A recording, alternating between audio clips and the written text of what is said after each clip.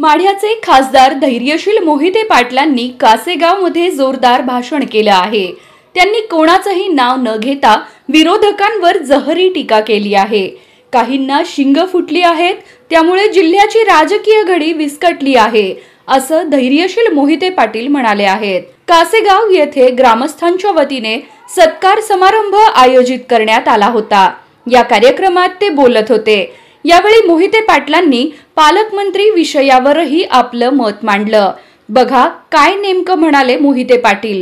संस्कारी जिल्हा होता साखर मोहिते पाटील साहेब असतील, परिचारक साहेब असतील, आणि पाटील साहेब असतील, तिकडे गणपतराव आबा असतील, नामदार जगताप असतील,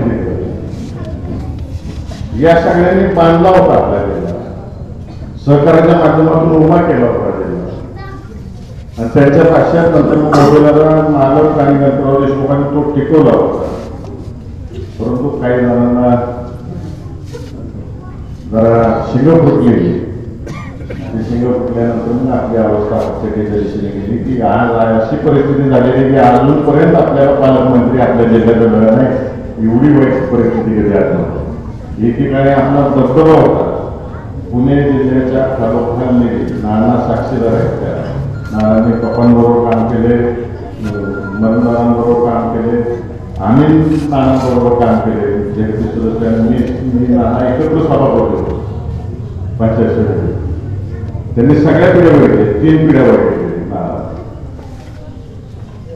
जो दबदबा होता आपल्या जिल्ह्याचा, अधिकारी टरकून असायचे, सरपंच गेला तरी डेप्युटी उठून उभा राहायचा, कारण दबदबा काय त्याचा मान सन्मान त्यावेळेस दादांनी पालकमंत्र्यांनी ठेवलेला।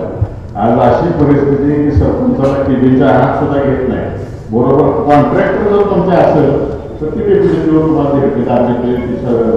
व्हिडिओ आले, अशी परिस्थिती निर्माण